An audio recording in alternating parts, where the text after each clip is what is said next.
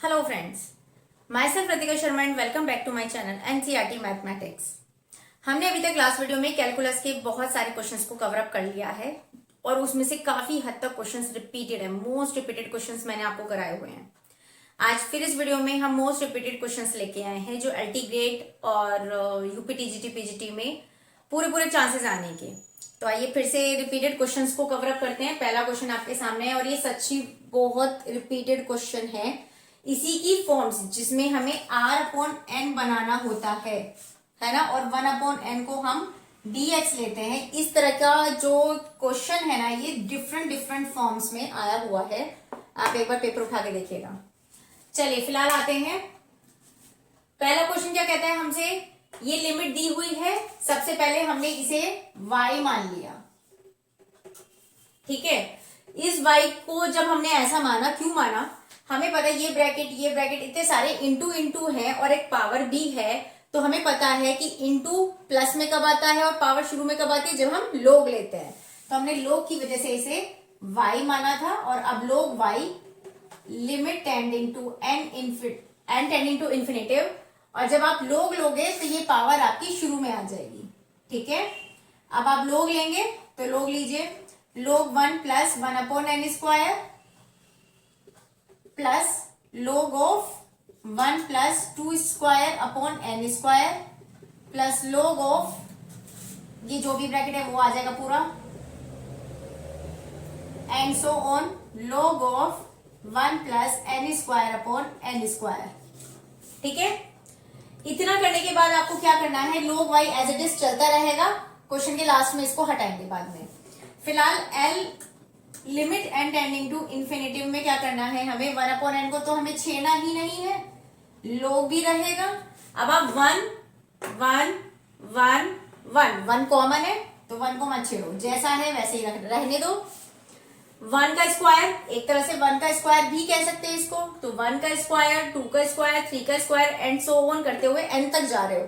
और हमेशा ऐसी सिचुएशन में आपको क्या करना होता है, ऐसी सिचुएशन में इसे ही r माना जाता है, और क्योंकि स्क्वायर स्क्वायर स्क्वायर की टर्म है तो r स्क्वायर हमने भी ले दिया।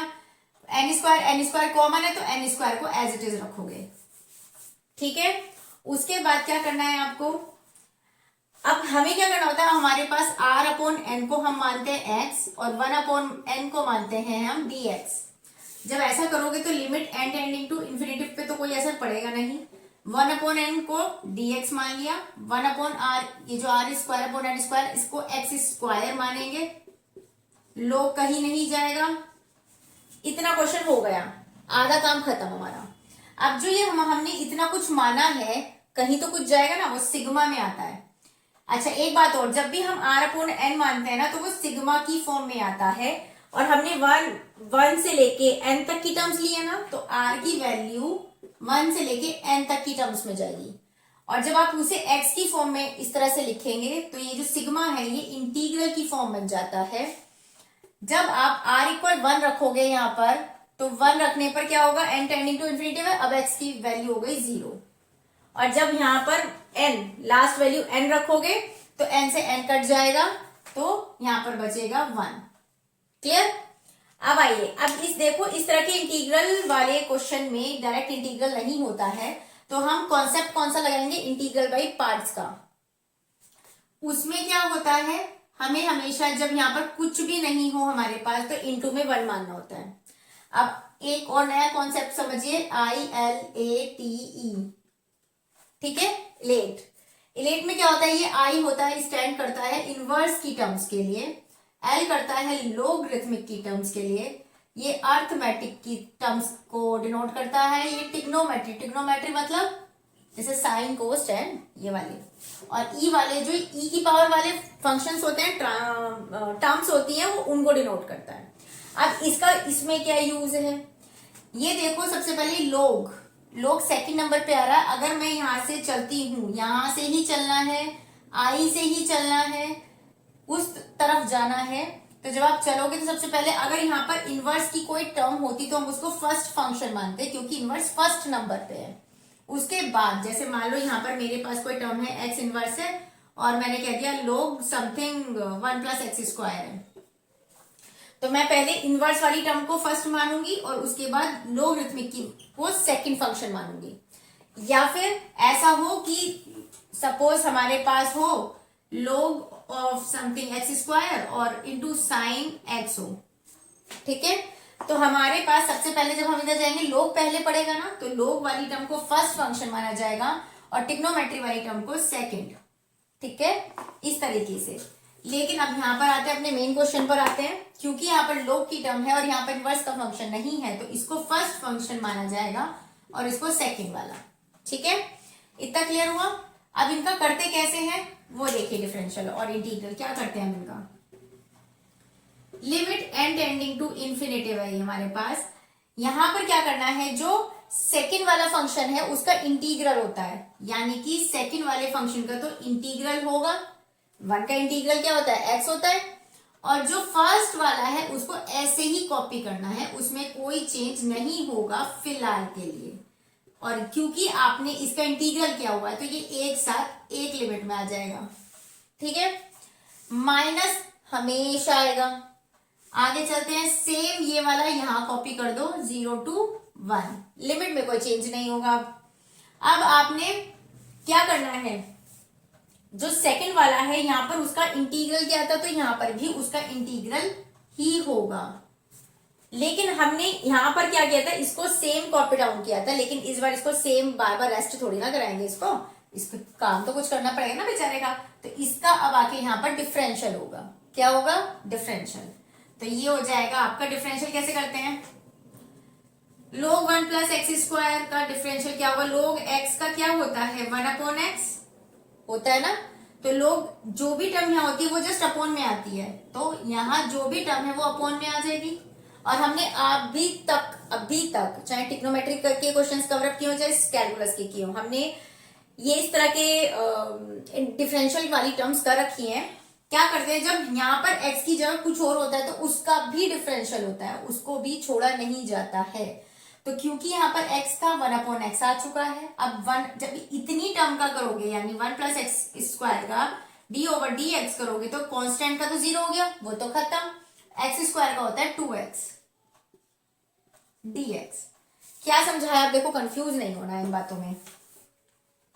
सबसे पहले इंटीग्रल बाय पार्ट्स के कॉन्सेप्ट में क्या किया जाता है, जो सेकेंड वाला टर्म है उसका इंटीग्रल किया जाता है और जो पहली टर्म है उसको एज इट इज रख दिया जाएगा। लिमिट इस तरीके से रख दी जाएगी, माइनस हमेशा आएगा। फिर इस इंटीग्रल को यहाँ कॉपी डाउन करना है। सेकेंड वाले फंक्शन का पहले भी इंटीग्रल किया था, अब फिर से इंटीग्रल करना है, इनटू लगाना है। पहले वाले फंक्शन को पहली बार में कॉपी डाउन किया था सेम का सेम, अब की बार सेम का सेम नहीं रखना है। इस वाले का हमेशा डिफरेंशियल होगा इस वाले पार्ट में। इतना क्लियर है। जब इसका डिफरेंशियल किया हमने, हमारे पास ये आया। अब ये 2x है, 2 को मैंने बाहर रख दिया और ये x मिलकर क्या बन गया, एक्स स्क्वायर बन गया। इतना समझ में आया। अब आप एक चीज नोटिस कर सकते हो, क्योंकि यहाँ पर 1 प्लस एक्स स्क्वायर है तो मैंने यहाँ 1 प्लस किया, यहाँ माइनस किया बैलेंस करने के लिए, क्योंकि 1 से 1 कट जाएगा, है ना। तो अब क्या करोगे, एक बार इसको इसके ब्रैकेट में रखोगे, यानी सबसे पहले क्या करोगे, limit n tending to infinitive, यहाँ पर 1 रखोगे 1 इंटू, और यहाँ पर 1 रखोगे तो 1 और 1 2 हो जाएगा। log 2 लिमिट रखते हुए हमेशा, जब अपर लिमिट रखते हो उसके बाद हमेशा माइनस आता है, आपको पता ही है। फिर लोअर लिमिट रखी जाती है, तो 0 रखते ये पूरा 0 हो जाएगा, तो इसको यही छोड़ देते हैं। अब ये वाला माइनस है, ये यहां लगाया, ये वाला 2 यहां लगाया।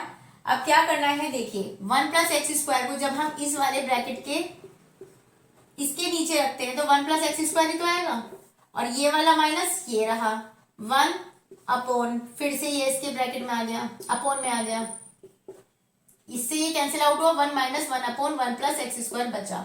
ये यहां पर मैं रख दे रही हूं 0 to integral 1 minus 1 upon 1 plus x square dx। इतना समझ में आया। उसके बाद क्या करना है, limit n tending to infinity log 2 minus twice of 1 का इंटीग्रल क्या होता है, x होता है, ठीक। माइनस, अभी चेंज मत करना क्योंकि मैंने ब्रैकेट अभी भी लगाया हुआ है। जब इस ब्रैकेट को हटाएंगे तब इस माइनस की वजह से इसको प्लस करेंगे, पर अभी के लिए क्योंकि यहाँ ब्रैकेट मेंशन किया हुआ है तो साइन चेंज बिल्कुल नहीं करना है। जब आप यहाँ पर इसका इंटीग्रल करोगे तो आपको ये पता होना चाहिए कि 1 प्लस एक्स स्क्वायर किसका इंटीग्रल होता है, tan इनवर्स x का। tan इनवर्स x हुआ। अब जो लिमिट थी एज इट इज रख दीजिए यहाँ पर। अभी कैसे करेंगे इस क्वेश्चन को, देखो ये लंबा लग रहा है लेकिन एक एक स्टेप मुझे खोल के दिखाना पड़ा है तो ये आपको थोड़ा सा लेंथी लग रहा है। नहीं तो आप डायरेक्ट यहाँ पर y मानेंगे और अपने आप इसको, आपको पता है ये देख के समझ जाना तो ये टर्म अपने आप आ जाएगी और ये टर्म आते ही अपने आप ये आ जाएगी। उसके बाद आपको इतना एक्सपेंड नहीं करना है, इतना मुझे आपको समझाने के लिए एक्सपेंड करना पड़ा है। लेकिन इंटीग्रल बाय पार्ट्स जिसको आता है वो इसको एक या दो स्टेप में इसको खत्म कर देगा, पर क्योंकि मुझे आपको समझाना है इसलिए पूरा एलाबरेट करना पड़ रहा है इस चीज को, ठीक है। तो अभी के लिए क्या करते हैं, इसमें limit n tending to infinity ऐसी रहेगा, log 2 भी ऐसे ही रहेगा। ट्वाइस ऑफ जब 1 रखेंगे तो यहाँ बनेगा 1 माइनस tan इनवर्स x क्या होता है, tan इनवर्स x की जगह 1 रखो, 1 को क्या करते हैं tan पाई बाई 4, tan से tan कटेगा पाई बाई 4 आ गया, ये हो गया पाई बाई 4। इतना समझ में आया। फिर जब 0 रखेंगे माइनस लगा के 0, और देखो अब एक चीज ध्यान रखना फिर से, जब आपने पहले 1 रखा यहाँ, ये रहा माइनस लगाया, 1 यहाँ पर रखा तो पाई बाई 4 आया। अब क्योंकि अपर लिमिट लगाने के बाद में माइनस आता है वो लगाया, अब लोअर लिमिट की बारी है तो ब्रैकेट में लगा दे रही हूं, 2 बार बाद हटाऊंगी, 0 माइनस tan इनवर्स 0 क्या होता है, अगेन tan 0 0 ही होता है ना, तो 0 ही आएगा, तो कोई फर्क ही नहीं पड़ा। सपोज मैं आपको ये समझा जाती कि आपको अगर सपोज यहाँ मान लो 4 आता तो ये माइनस इसको प्लस करता जब मैं ब्रैकेट हटाती, तो वो माइनस प्लस का थोड़ा सा आपको ध्यान रखना पड़ेगा, ठीक है। फिलहाल यहाँ 0 आ गया, जब 0 आ गया तो मैंने ये 0 पूरा ही हटा दिया। अब क्या आया देखो यहाँ से, log 2 माइनस, अंदर मल्टीप्लाई करोगे तो 2 ऐसे रहेगा और इस माइनस की वजह से ये माइनस प्लस हो जाएगा क्योंकि अब ब्रैकेट हट चुका है। तो 2 इंटू पाई बाई 4 करोगे तो 2 से 4 कटेगा, पाई बाई 2 आएगा। इतना समझ में आया। अब इसे काट मत देना, ये 2 इसके साथ है, लोग के साथ है, ठीक है, तो ये ऐसे कटेगा नहीं। अब दोनों तरफ से यहाँ पर लोग y है, दोनों तरफ से लोग हटाने के लिए क्या करना पड़ेगा मुझे, लास्ट स्टेप में आंसर है बस अब इसका,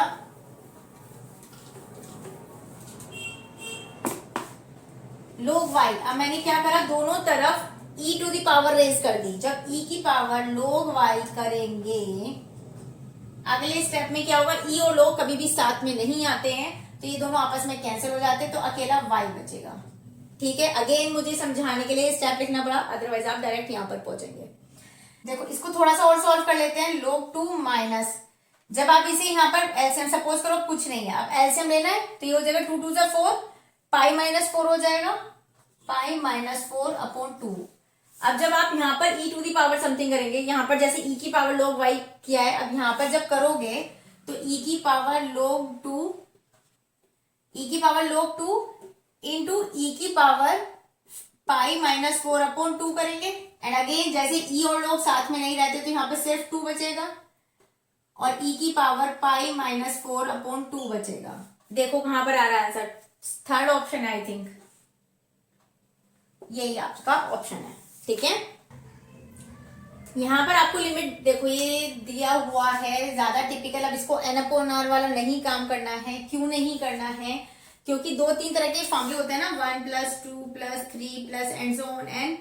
एक होता है स्क्वायर वाले, यानी नेचुरल नंबर्स के स्क्वायर कर दिए जाए तो, और एक होते हैं क्यूब वाला फार्मूला। ये अक्सर फार्मूले बेस्ड होते हैं तो इनमें ज्यादा काम नहीं होता है, इनके फार्मूलेज होते हैं। इसका होता है जब भी नॉर्मल फॉर्म में है n into n plus 1 upon 2, जब स्क्वायर होगा तो होता है n into n plus 1 into 2n plus 1 upon 6, और जब क्यूब वाला होता है तब होता है n square plus n plus 1 का स्क्वायर अपॉन 4, ठीक है। ये वाले फार्मूले होते हैं तो अब यहाँ स्क्वायर वाला लग जाएगा, यहाँ पर ये ऐसे ही रहेगा, limit n tending to infinity n into n plus 1, n into n plus 1 upon 2n plus 1 upon 6, और ये n क्यूब था ये ऐसे ही रहा, ठीक है। यहाँ एक n है, यहाँ से एक n बाहर निकालो, यहाँ से एक n बाहर निकालो। जब आप n बाहर निकालोगे तो एक n तो ऑलरेडी है, यहाँ से निकलेगा तो स्क्वायर, यहाँ से होगा तो क्यूब हो जाएगा। यहाँ पर जब n बाहर निकालोगे तो 1 + 1/n होगा, और यहाँ पर होगा 2 + 1/n। हमें पता है हमने n क्यूब बाहर निकाला, दो रीजन से निकाला है। पहली बात तो n क्यूब से n क्यूब काटने के लिए, और दूसरी बात जब भी n टेंडिंग टू इन्फिनिटिव होता है हम उस सिचुएशन में हमेशा ब्रैकेट में से n को बाहर निकाल लेते हैं। क्या बचा? 6n³ ऑलरेडी था, इसमें कोई चेंज नहीं होगा। ठीक है, अभी n क्यूब से n क्यूब गया और इन्फिनिटिव इसमें पुट कर दो लिमिट। जब आप लिमिट पुट करोगे तो ये 1/∞ 0 हो गया, खत्म, 1 बचा। मल्टीप्लाई, यहाँ पर 1/∞ 0 हो जाएगा, खत्म, 2 बचा। अपॉन में 6 है, 2 3 6 हो गया, 1/3 आंसर आ गया। ठीक है, आइए इस वाले क्वेश्चन में देखिए। एक पार्टिकल है, मूव करता है एक स्ट्रेट, एसटी मतलब स्ट्रेट। एक पार्टिकल यानी एक कण है जो स्ट्रेट लाइन में यानी सीधी रेखा में मूव कर रहा है, यानी कि गतिमान है। अकॉर्डिंग टू इक्वेशन, आपको ये इक्वेशन इसमें दी हुई है, जहां पर ये जो x है ये मीटर में है और t जो है सेकंड्स में है। आपको बताना है द एवरेज एक्सेलरेशन, यानी कि औसत त्वरण बताना है 4th सेकंड का।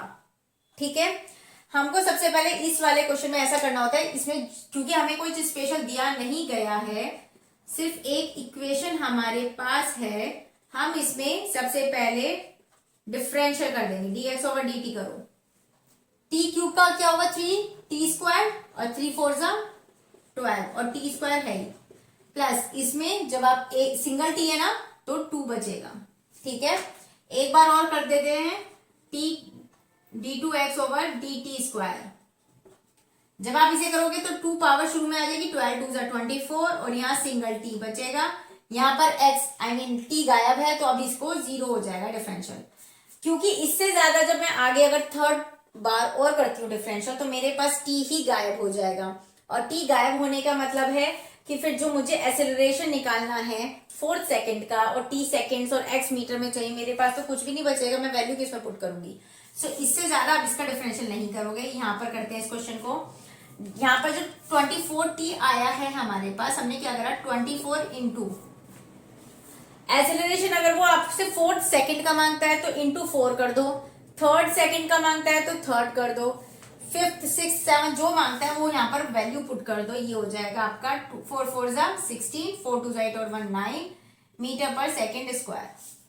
ठीक है, आंसर देख लो, यहाँ पर होगा ये रहा। ठीक है, क्लियर।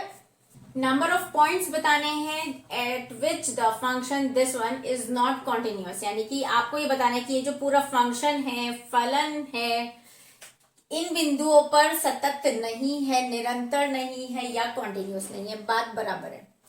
हमें सबसे पहले ये देखना होता है कि पहले कॉन्टिन्यूअस प्रूफ करने से पहले या कॉन्टिन्यूटी निकालने से पहले ये चेक करना होता है कि फंक्शन डिफाइंड है भी या नहीं। यानी डिफाइंड का मतलब क्या होता है कि फंक्शन कहीं फंक्शन कहीं इन्फिनिटिव तो नहीं आ रहा है, यानी कि क्योंकि ये 1 में है तो अगर मेरे पास 1/0 आ गया, इन केस अगर इसे सॉल्व करके 0 आता है तो ये तो मेरा पूरा फंक्शन ही अनडिफाइंड हो गया। तो सबसे पहले यही देखना पड़ेगा कि कहीं डिफाइंड है भी या नहीं। तो आप एक चीज मुझे बताओ, क्योंकि x सेम है ना, सबसे पहले मैंने अगर x की वैल्यू 1 रख ली सपोज, तो रखो यहाँ पर 1/1 माइनस, जब ब्रैकेट खोलोगे तो 1 - 1 0, ये तो 1/0 इन्फिनिटिव हो गया, -1 रख लो। तो जब -1 पुट करोगे तो यहाँ पे हो जाएगा -1, ये माइनस माइनस प्लस हो जाएंगे 1, फिर से 0 हो गया। यानी एक चीज तो समझ में आ गई कि प्लस और माइनस की तो टर्म्स रख लेनी है, बचा क्या, कुछ भी नहीं बचा। फिर तो भाई -2 रख लो, -2 रखो, x बराबर -2 रखो, चलो -2 फिर से वही माइनस माइनस प्लस हो जाएगा, तो ये तो 1/0 यानी इन्फिनिटिव हो गया। इसका मतलब ये है कि ऐसे बहुत सारे नंबर हैं जहां पर पहली बात तो ये फंक्शन ही डिफाइंड नहीं है, तो कंटिन्यूटी तो बहुत दूर की बात है। यानी फंक्शन सतत कहाँ नहीं है, बहुत सारे पॉइंट्स हैं ऐसे जहां पर ये फंक्शन सतत नहीं है। आप काउंट ही नहीं कर सकते हो, आप यहाँ पर डिफाइन ही नहीं कर सकते कि एक पॉइंट ऐसा आएगा जिस पर फंक्शन सतत नहीं है, या 2 पॉइंट या 3 पॉइंट, नन आएगा। क्योंकि हमने अभी देखा प्लस माइनस की कोई सी भी टर्म रख लोगे, कोई सी भी टर्म रखोगे, वहां पर ये फंक्शन डिफाइंड ही नहीं है, सतत ही नहीं है, कंटिन्यूअस ही नहीं है, निरंतर ही नहीं है, तो ये नन आएगा। आते हैं इस क्वेश्चन पे। देखो यहां पर अगर आप एलसीएम लेकर और डिफरेंशियल करते हो ना, तो एल हॉस्पिटल रूल बनना ही बनना है, और एल हॉस्पिटल रूल लगाते चले जाओगे, सॉल्व नहीं होगा। इस सिचुएशन में हमें क्या करना होता है कि जो sine x, cos x, ten x, ऐसे वाले जो फॉर्मूलेज होते हैं ना, इनकी जो फॉर्मूली होती है वो यूज करने पड़ते हैं यहाँ पर, तो वही यूज करते हैं। सबसे पहले काम करते, देखो साइन एक्स आपको समझाने के लिए कर रही हूँ। यहाँ देखो साइन एक्स का क्या फॉर्मूला होता है, x minus x cube upon 3 factorial plus x की power 5 upon 5 factorial minus and so on ऐसे जाएगा। ओड पावर्स आती है हमेशा साइन में, फैक्टोरियल्स आते हैं, जो पावर है वही फैक्टोरियल आएगा। ऑल्टरनेट साइन प्लस माइनस चलता जाएगा। क्योंकि यहाँ स्क्वायर है तो अब मुझे स्क्वायर करना पड़ेगा। तो एक चीज तो बताओ, जब limit x tending to 0 put करोगे तो जितनी हायर पावर आएगी उसमें से कितना भी मैं कॉमन निकालूंगी लीस्ट वैल्यू, पर वो हाईएस्ट पावर तो बनी रहेगी ना भाई। मैक्सिमम में यहाँ से एक x कॉमन निकाल सकती हूँ, तो ये ज्यादा से ज्यादा 1 हो जाएगा x कॉमन निकालने पर ये तो x स्क्वायर रहेगा, ये x की पावर 4 हो जाएगा, तो इतनी बड़ी पावर्स को खत्म करना तो इम्पॉसिबल हो जाएगा, राइट। तो मैंने क्या करा, यहाँ पे सिर्फ ये 2 टर्म लेते हैं जिससे स्क्वायर भी इजीली हो जाए, और मुझे पता है एट द लास्ट मुझे लिमिट तो पुट करनी है ही 0, तो जब 0 पुट करूंगी तो हायर पावर तो वैसे भी 0 ही हो जानी है, तो काहे लेना है, छट दो उनको। आ जाओ, इनका स्क्वायर करोगे जब आप x minus x cube upon 3 factorial को 6 लिखा जाता है, आपको पता होगा 3 फैक्टोरियल क्या होता है, 1 से लेके 3 तक की काउंटिंग, तो ये 3 2 6 हो गया। ऐसे ही 5 फैक्टोरियल 1 से लेके 5 तक की काउंटिंग, अब इनकी मल्टीप्लाई कर लो। अब ये मत कहना कि 4 भी छोड़ दिया, लो 4 भी ले लो। 4 फैक्टोरियल 1 से लेके 4 तक की counting. Moral of the story, जो फैक्टोरियल होता है उसका मतलब यही होता है कि वहां जो भी फैक्टोरियल लिखा है वहां तक की काउंटिंग स्ट्रेट फॉरवर्डली, और उसका प्रोडक्ट करना होता है आपको, ठीक है। जब इसका स्क्वायर करोगे तो करो पहली टर्म का स्क्वायर प्लस दूसरी टर्म का स्क्वायर, जब करोगे 3 का स्क्वायर क्या होगा 6, और 6 का स्क्वायर 36। अब यूं मत कहना कि स्क्वायर क्या होता है, देखो a माइनस बी का whole square, a minus b का होल स्क्वायर क्या होता है, पहली टर्म का स्क्वायर, फिर प्लस हमेशा आता है दूसरी टर्म का स्क्वायर। अब यहाँ जो साइन है वो यहाँ आएगा, ट्वाइस हमेशा होगा, क्योंकि पावर 2 है तो ट्वाइस होना है हमेशा, दोनों की प्रोडक्ट यानी ए बी। वही काम मैं यहाँ करने जा रही थी कि पहली टर्म का स्क्वायर एक्स स्क्वायर हो गया, दूसरी टर्म का स्क्वायर हमेशा प्लस में होता है, हमेशा प्लस में होता है, इसका स्क्वायर 6 हो गया और 6 का स्क्वायर 36 हो गया, और माइनस ट्वाइस है क्योंकि पावर 2 है, तो 2 इंटू एक्स क्यूब अपॉन 6 हो जाएगा, ठीक है। अब आप एक बात बताओ, पावर 3 से ज्यादा तो मैंने वैसे भी पावर छोड़ रखी है, यहाँ पे पावर 5 को वैसे ही हमने लेफ्ट आउट कर दिया है, क्योंकि हमें पता है एट द एंड हमें लिमिट पुट करनी है। तो जब ये 5 से ऊपर की पावर है तो इसे भी तो छोड़ना पड़ेगा, छट दो उसको भी, ठीक है। आप कंफ्यूज मत होना कि छोड़ा क्यों, अगेन मैं बता रही हूँ, क्योंकि लिमिट पुट करोगे तो हायर पावर तो वैसे भी ऑटोमेटिकली 0 होनी ही होनी है, तो मैंने ज्यादा हायर पावर ली ही नहीं है इसलिए। तो क्योंकि पावर 5 को छोड़ा तो 6 तो ऑब्वियसली बनता है छोड़ना, तो इसको छोड़ देते हैं। यहाँ होगा एक्स स्क्वायर माइनस 2 3 6, एक्स की पावर 4 अपॉन 3 बच गया। इतना समझ में आया, क्वेश्चन पे आते हैं। अच्छा एक चीज और देखो, क्योंकि साइन स्क्वायर एक्स है ये, ठीक है, निकाल दिया। अब यहाँ पर है 1 upon sine square x, 1 upon sine square x क्या होगा 1 upon x square minus x की पावर अपॉन 3 हुआ। यहां से एक्स स्क्वायर कॉमन निकाल लो, 1 माइनस एक्स स्क्वायर अपॉन 3 बचा। इतना समझ में आ रहा है, नहीं तो फिर से वीडियो को रिवाइंड करो, इजीली समझ में आएगा, इजी कॉन्सेप्ट है यहां तक का। अब एक बात, इस एक्स स्क्वायर को 2 मिनट के लिए छोड़ रही हूँ, इसको लेके चलना है, छोड़ना नहीं है, सारी टर्म्स छोड़ दूंगी तो बचेगा ही नहीं ना। तो एक्स स्क्वायर 1 मिनट के लिए छोड़ रही हूँ, बस आपको कुछ समझाने के लिए, ध्यान से सुनना।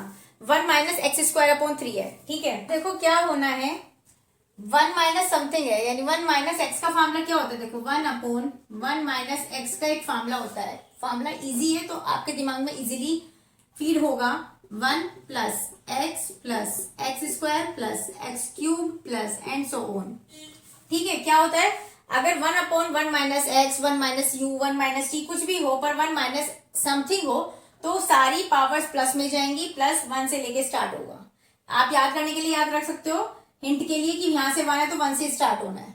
ठीक है, अभी यहां पर क्या है, 1 माइनस एक्स स्क्वायर अपॉन 3 है, यानी 1/1 माइनस एक्स स्क्वायर अपॉन 3 की वैल्यू क्या होगी, 1 तो आएगा ही आएगा, प्लस भी आएगा ही आएगा। एक्स की जगह यहाँ पर जो है वो रखोगे, यानी एक्स की जगह यहाँ एक्स है ना, तो यहाँ पर क्या आ जाएगा, एक्स स्क्वायर अपॉन 3 प्लस यहाँ पर एक्स की पावर डबल है तो यहाँ पे इसकी पावर जब 2 की डबल करोगे तो 4 और यहाँ पे 3 का 3 आएगा एंड सो ऑन। क्योंकि हायर पावर तो वैसे भी छोड़नी है मेरे को, तो मैंने यहाँ तक छोड़ दिया। क्योंकि मैंने यहाँ पावर 3 तक ही लिया है तो इसको भी मैं ड्रॉप आउट कर रही हूँ। ठीक है, ये 2 पावर लेते हैं तो यहाँ क्या बचेगा, 1/x² तो ऐसे ही रहा इनटू, क्योंकि ये पूरी वैल्यू 1/ इसकी है, 1/ इसकी, यानी 1/ इसकी क्या वैल्यू है, ये 1 प्लस x²/3। बाकी की हाईएस्ट पावर लेफ्ट आउट करते हैं। इसके अंदर जब इसमें मल्टीप्लाई करोगे क्या बचेगा,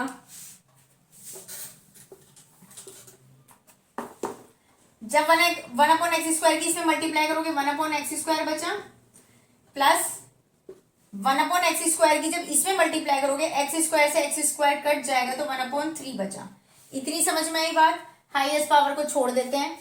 अभी क्या करना है, यहाँ पर क्वेश्चन पे आते हैं। इतना समझ में आया, सबसे पहले साइन एक्स का फॉर्मूला लिया जो मैंने अभी रफ कर दिया है, साइन स्क्वायर उसकी हाईएस्ट पावर को छोड़ दिया, a माइनस बी का होल स्क्वायर किया, आपको वैल्यू मिल जाएगी, यही कुछ ऐसी है। उसके बाद 1/ में था तो 1/ में निकाला, यहाँ से कॉमन लिया, और यहाँ पे एक फॉर्मूला और होता है 1/ इसका ये वाला, तो आप उसमें वैल्यू पुट करोगे इतना आ जाएगा।